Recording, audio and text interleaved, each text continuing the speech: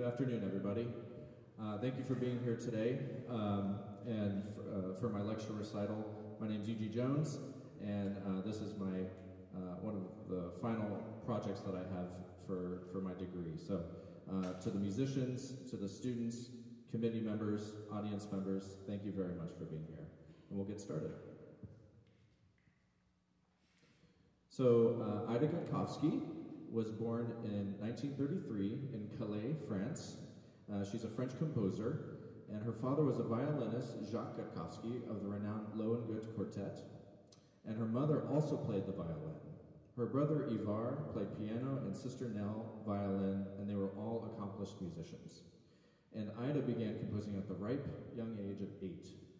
She entered the Paris Conservatory and studied counterpoint under Noël Galland, harmony and analysis under Olivier Messiaen, and composition under Tony Alban and Nadia Boulanger.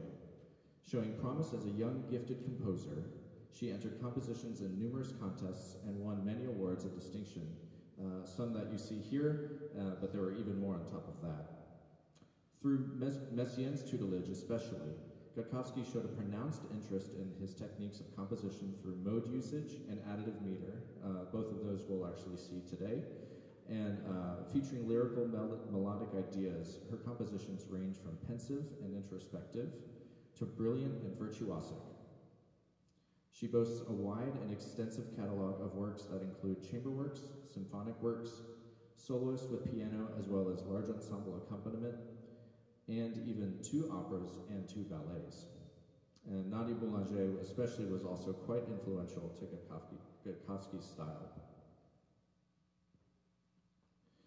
Her personal credo, which kind of fueled her compositional process, is as follows. She said, "I wish to create a universal work and ensure through a contemporary language with vigorous structures the unity of musical expression through all times."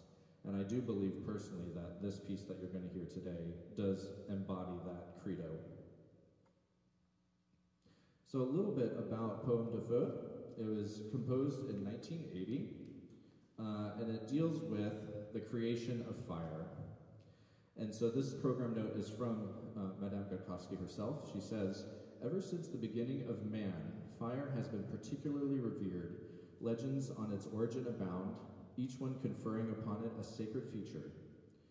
Legends making of fire a link between creator and his creator. Thus, the Celtic tradition brings us a myth close to Zarathustra's. During the ceremonies heralding in the new year, men would light 2 hearths. The first one, which had been watched and honored all the year round, would be coming to its end, while the second, according to the memorial and magic process composed by the 2 celestial and earthly elements, gave birth to the new fire. When the 2 glowing furnaces were blazing in all their splendor, the entire village, men and women, flocks and herds, in a long procession passed between the 2 fires, the 2 movements of the poem. Everyone rejoiced to have mastered this divine gift." So the first movement, titled Majestuoso, is a fire of gigantic proportions, the spring of life which makes us relive the first moments of creation. The second movement, Prestissimo, being at the heart of human achievement, is a power of revelation, an impetuous power which raises men to the level of demiurge and which finishes in the fire apotheosis and, in this way, granting Prometheus's wish. And so, in today's world, there is a festival in the Celtic tradition called Beltane Festival. It does have origins way back to ancient times, but the modern festival started in 1988 and still continues on to this day. Author Charles Squire says, "It marked the beginning of summer and was when cattle were driven out to the summer pastures. Rituals were performed to protect the cattle, people and crops, and to encourage growth. Special bonfires were kindled, whose flames, smoke, and ashes were deemed to have protective powers. The people and their cattle would walk around or between the bonfires, and sometimes leap over the flames or embers. All household fires would be doused and then relit from the Beltane bonfire. These gatherings would be accomplished by a feast, and some of the food and drink would be offered to the supernatural forces. Doors, windows, byres, and livestock would be decorated with yellow mayflowers. perhaps because they evoked the fire. In parts of Ireland, people would make a May bush, typically a thorn bush or branch decorated with flowers, ribbons, bright shells, and rushlights. Holy wells were also visited, while Bealtaine Dew was thought to bring beauty and maintain youthfulness. So these are some of the compositional characteristics that we'll talk about today, and that really kind of highlights her special voice and just compositional prowess. Rhythm motive, modes of limited transposition, how she handles harmony, tonality, and chromaticism. So first we'll get started with the beginning of the piece. And sorry, it's probably a little small, but you can see the entire band comes in right at the beginning, and there's the dotted rhythm that's indicative of the French overture style, and it occurs 4 times throughout the entire movement, and of those 4 times it's altered 3. And so we'll have the ensemble behind us go ahead and showcase what that sounds like.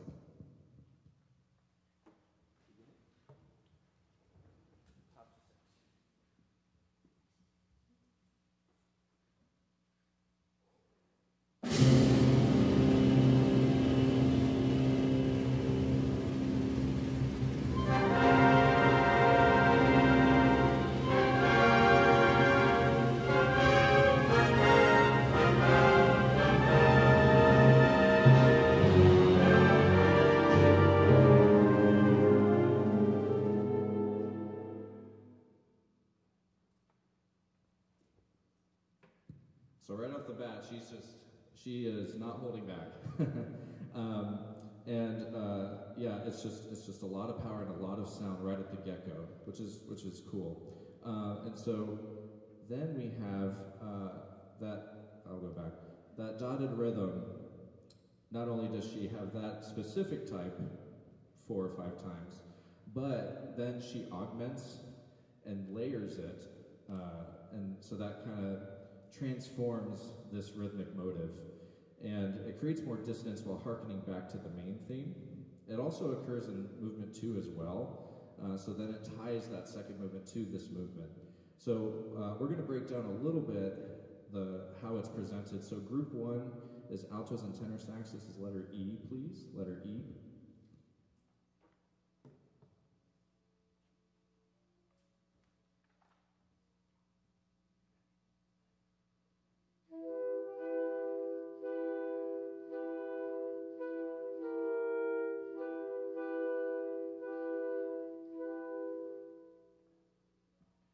Group 2 is piccolos, flutes, oboes, bass clarinet, horns 1, 2, trombones. And so now she augments it even further using quarter notes and half notes. Letter E, please, 2 measures.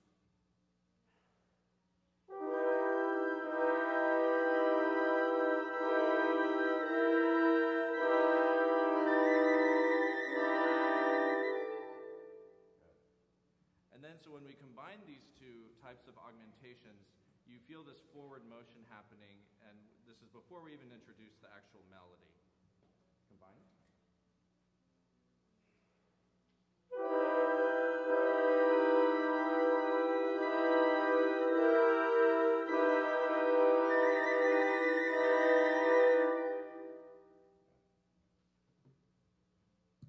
And naturally, we have a little bit more dissonance and just a thicker harmonic texture as well, which we'll talk about later. So now we'll talk a little bit about the modes of limited transposition. So this was really championed and made more of a thing by Olivier Messiaen, her teacher. So in total, there are 7 modes of limited transposition. I've been able to find 3, maybe 4, depending on how you argue it. So we'll go over a few of those today. So the first one is mode 2, which is basically an octatonic scale. So an octatonic scale is alternating half steps and whole steps.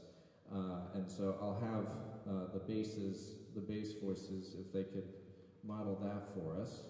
We'll do bass clarinet, bass sax, bari sax, euphonium, and tuba.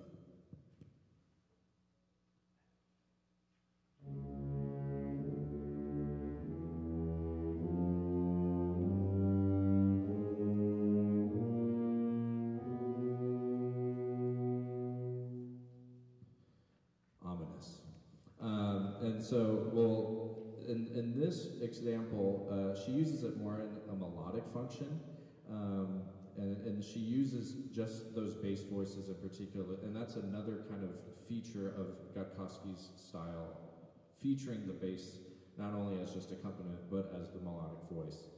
So basses, this is measure 18.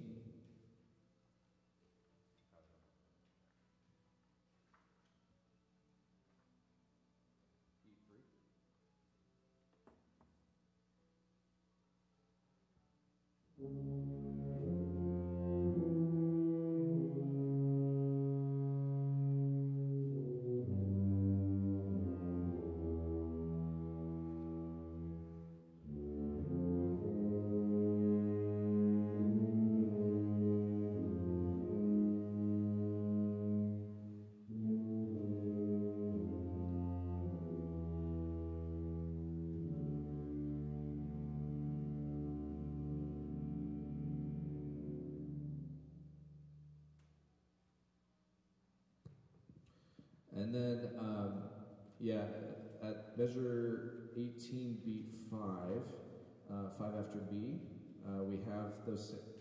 Oh no, that's what we just did. Sorry, never mind.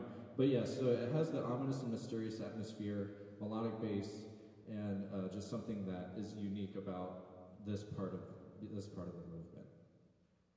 The next mode of limited transposition she uses is mode 4. So it does also alternate half steps and whole steps, but there is a minor third in the middle of this one. And here, in this portion, it's both used harmonically and melodically. So the stacked red box there shows the harmonic, and then the blue box, the linear, shows more of the melodic side. So here we have more of a cacophonous, alarmist, declamatory type style. And first we'll have the trumpets and first clarinet give us the melody of this.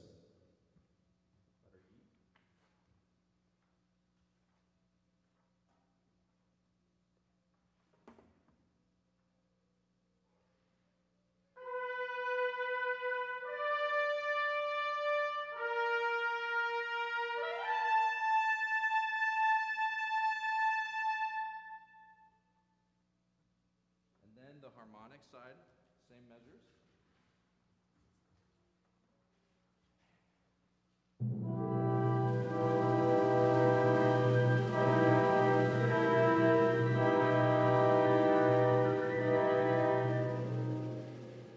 And then we'll add the melody on top of that. Everybody?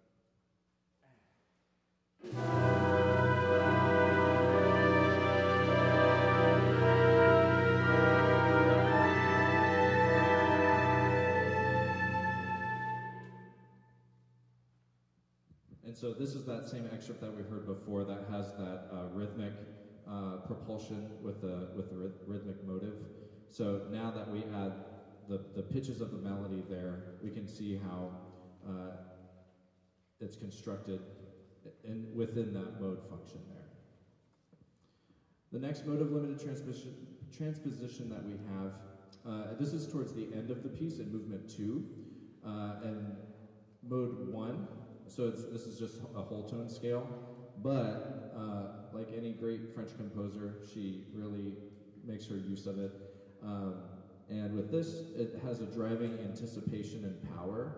She later adds upper voices to just kind of continue on that line, and also adds marcatos to make it a little bit more aggressive. So here's what this one sounds like.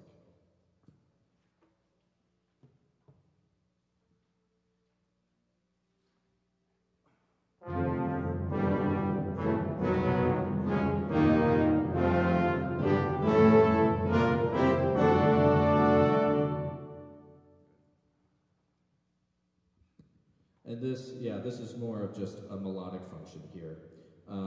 But so just a few examples of how she uses modes throughout the piece. Now looking at harmony, we'll go back to the beginning and just break down a little bit of what she does. So in the beginning, when you heard the bass voices, that's mainly just a C and G open fifth. And then within that first half note of measure 2, she stacks within that a B flat minor chord also still with C and G as well. So first, can we have the basses just hold out that C, G fifth?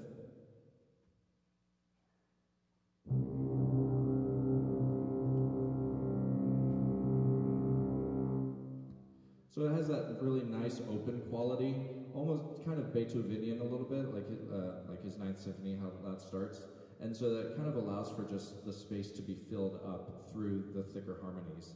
Now, if you have the B flat minor chord on that half note, can you please play that?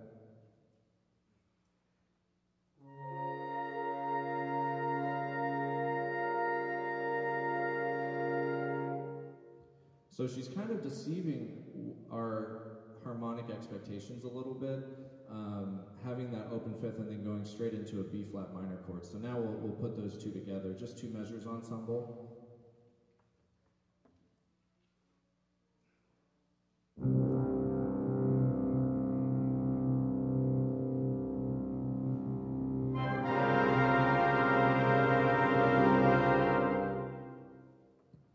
And I don't know about you, but when I first heard that, I was like, oh, I don't know what to make of that. But it's just her way of thickening the texture, creating dissonance, being tonally ambiguous. That's kind of a big thing for her as well, but still having that open sound given to us from the bass voices especially. And then just a few measures later, for this is letter A of the first movement. This is the second presentation of the theme. And so, yeah, I really don't say it's a tonal, she's a tonal composer or atonal, but it's something in between, like non-traditional or neotonal. So before the previous example, that was an example of bitonality. This one, I feel like it's just multi-tonal because we have the F sharp, C sharp now in the bass. So there's a chromatic relationship from the previous. And then she stacks two major chords on top of that. And so it just allows for a fuller and thicker texture even more so. So basses, let's do this is letter A of the first movement, F sharp, C sharp.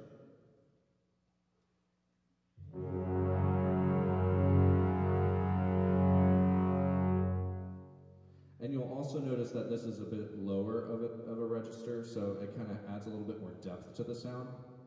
If you have ensemble a D major chord, can you play that, please? D major on the half note.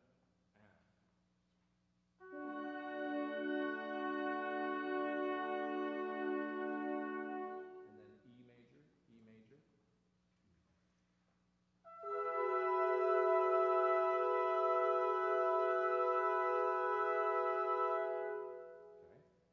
And so we have those three different types of tonalities, and now we'll stack it and see how that comes across. Just that one measure.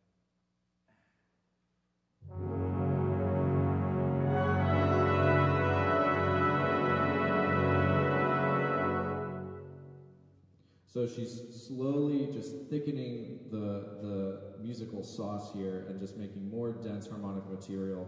And again, because the bass voices are even lower, that just makes a more heavier, bottom-heavy sound to the overall soundscape. This next example, this is at the end of the first movement, the last four measures. And you'll see I just used the basses and percussion just to kind of blow up the score a little bit. The woodwinds have all of this material as well. So the upper voices have just an open fifth with neighbor tone motion in the 16th notes. And then the bass line, they're actually all unison now, so sustaining on a concert C with also neighbor motion in their dotted 16th. So we'll just kind of break this down and see what that does. So musicians, if we could just do, those of you who have the 16th notes on beat 3.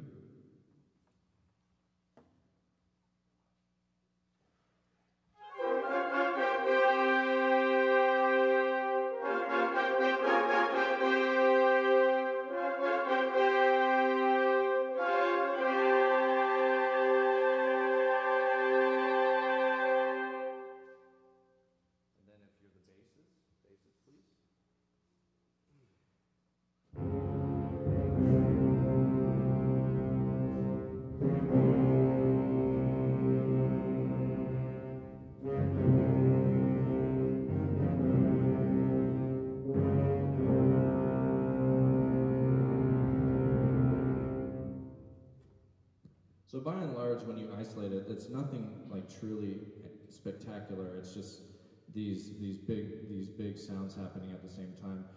Gary, would you be able to play just your first 3 notes there? So this is another kind of harmonic theme throughout her piece, and that's the use of the tritone. So the way that she kind of builds this sinister, intense texture, it's all open fifths and unisons, but through use of things like the tritone and the chromatic neighbor tones, it has that little bit of flavor to that intensity of the sound. So real quick, can we have everybody play that, just the last 4 bars?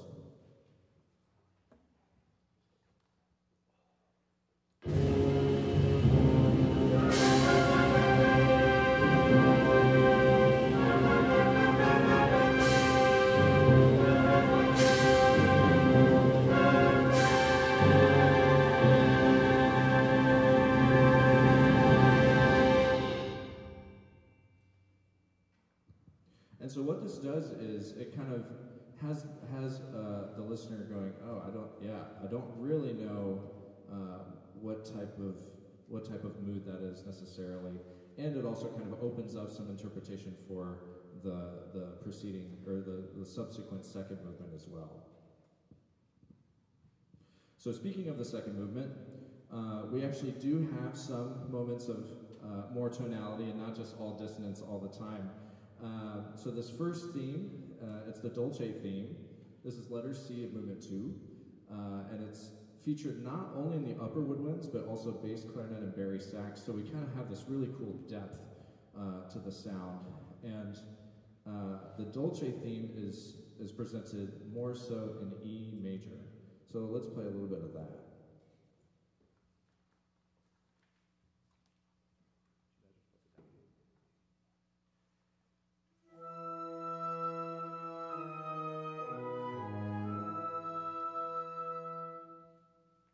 Simple and beautiful, right?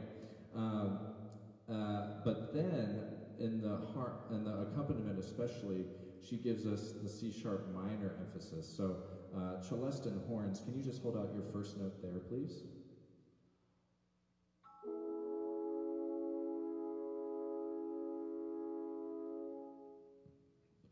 Okay, so then when we combine, with the accompaniment really does stay within C sharp minor. So I interpreted it as C sharp minor more so, even though the Dolce theme is otherwise. So accompaniment, not the Dolce folks. Can you please play?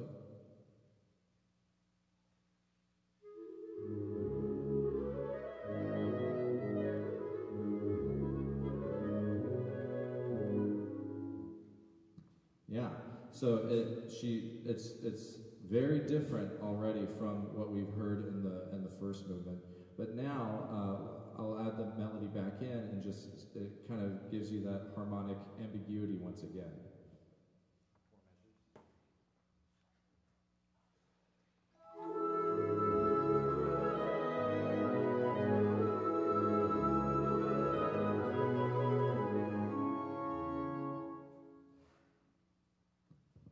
And so all of a sudden we have more of like a whimsical longing quality to this part, this theme especially. And then I didn't add a picture for this next spot just because there were too many pages to try and fit on this screen. So this is movement 2, letter R. And here this is towards the end of the piece. And she starts us in G flat in the upper voices, upper and mid voices. But then in the basses, she has the pedal C. And so again, we're playing with that G flat C tritone effect, only to finally lead us into C major. And this is really the only time we have true, just diatonic sound. So musicians, if we could, yeah, let's just play a little bit here at letter R.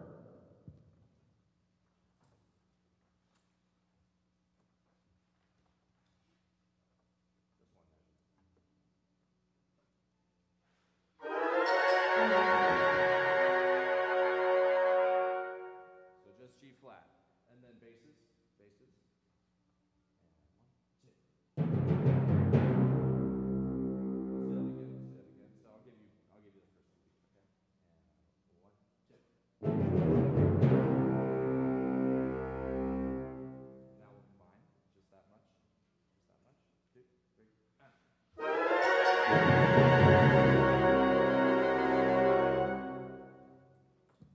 So, again, just two different ideas happening simultaneously. Now we'll go all the way to the resolution to letter S, and we'll go to B3, okay, B3, starting at letter R.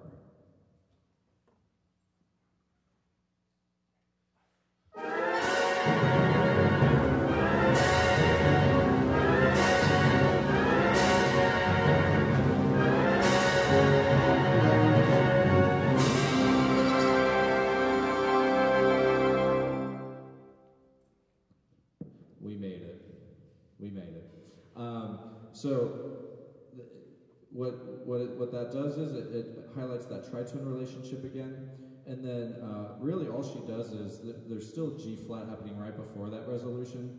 However, the basses have the large intervallic leaps in to travel to C major. So that's kind of how she gets us to that arrival finally.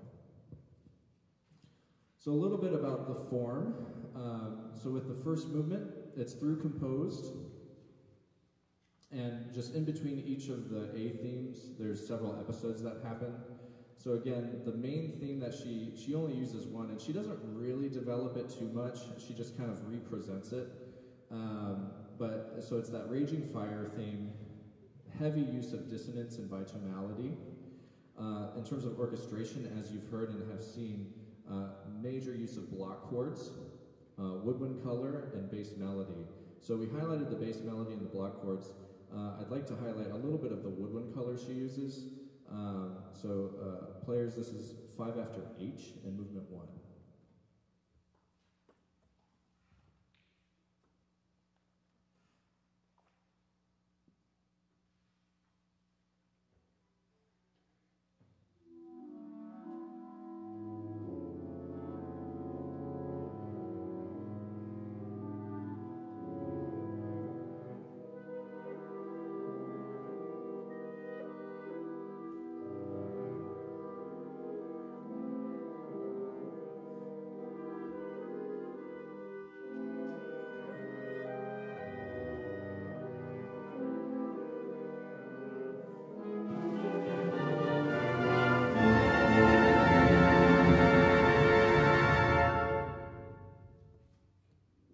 She immediately goes back to that really heavy, intense texture that we're pretty used to at this point. And the mode is kind of partial mode, so it's kind of her own thing. It wasn't really like a true translation of Messiaen's modes, so hence why I didn't really include that. But you could probably hear that type of harmonic usage. And then the last thing about the first movement I wanted to highlight was the use of chant. This is letter F.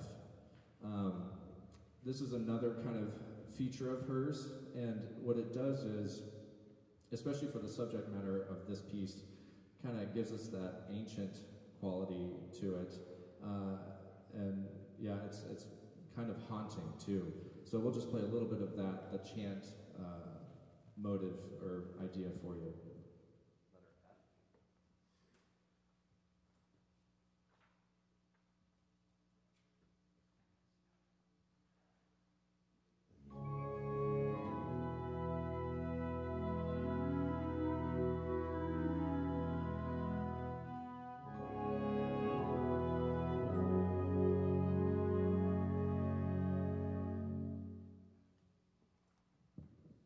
Yeah, so it's again, that's one of the episodes, but it's just another kind of really unique type of sound within movement 1. And then with movement 2, this is in ternary form. So in the A portions, we have the first and second themes, along with an intro and coda. The B theme, or the B section, is really just the third theme of the piece. So the highlights of this movement are just different tempi, melodic voicing changes, more tonal moments against dissonance. There is recall of the movement 1 rhythmic motive, ample meter changes, and chromaticism. So we'll highlight the 3 themes for you. So players, this is, letter C. Letter C.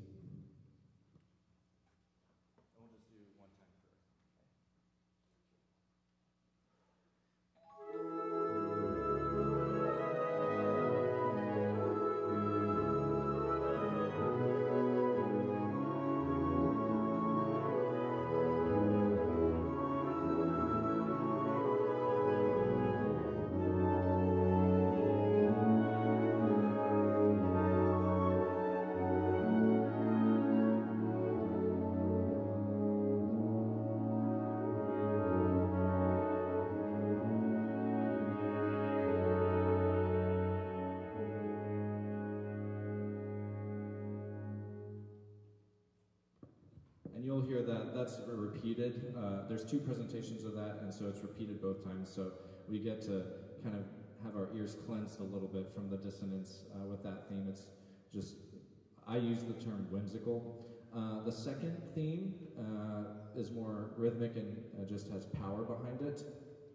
And that is highlighted, I believe, by the trumpets and xylo. So we'll have that group play, second theme.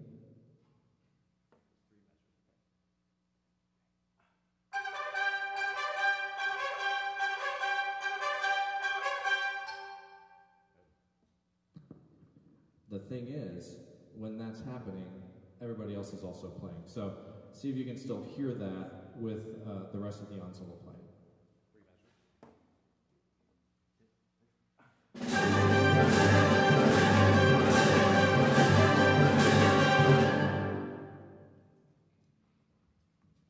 Did you get it? Did you hear it? All right, cool. And then you'll hear it when we do the final presentation of the piece, but she goes into 7/8 and with that same interval change. What's unique about this is it's perfect fourth and then also the diminished interval again. And then the third theme is similar to what you just heard. It has those types of intervals. It's still rhythmic, but it's a much lighter texture, so it has a lot more of a dance quality to it. So ensemble, this is letter I. Letter I.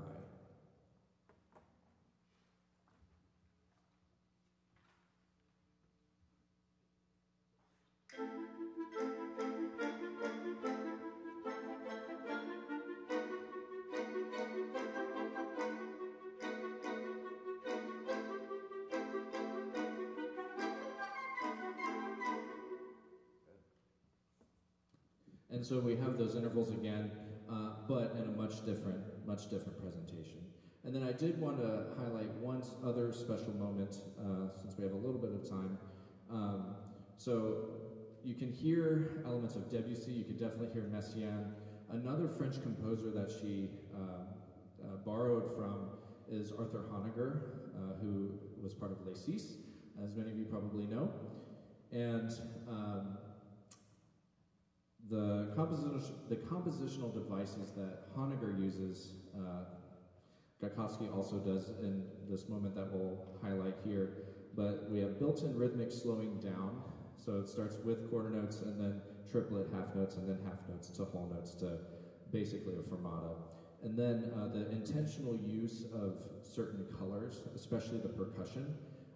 So fingers crossed this works, I know the internet's down, so we'll see. We'll just play a little bit.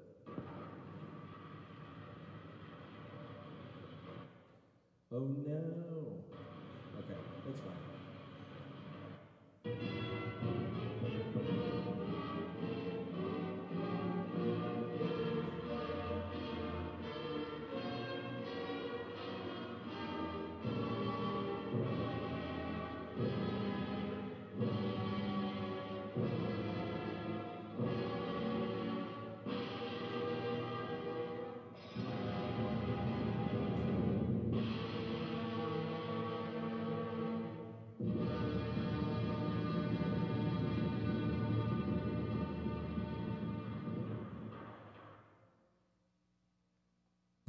So for us, she has a very similar type of device usage.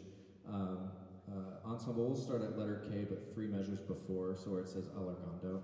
And I don't think she's so much trying to highlight a train necessarily, but just the heaviness and the epicness of this type of ritual that we've been musically describing this entire time. So this is what Gajkowski's style version sounds like. Right on the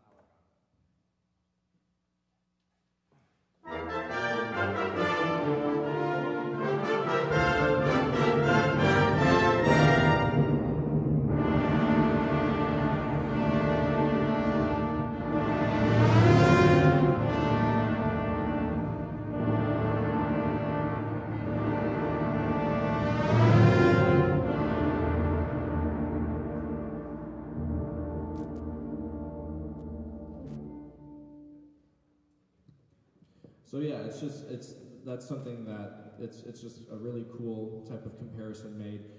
One thing is she doesn't use all of the voices during the pesante portion, but it's still quite effective. So that is the bulk of my presentation. I'll be taking Q&As from my committee, but I just wanted to thank all of you for coming, and the ensemble and my committee members, family, friends watching. So yeah, if there's any questions, I can take them for you.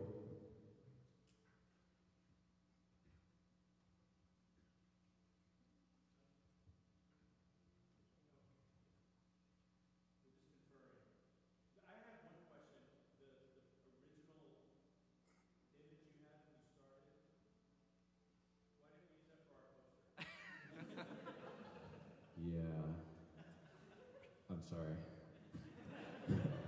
I just found it. Appreciate that. Yeah. So I think we might have a couple of individual things after it's over, but we'd love to hear the presentation.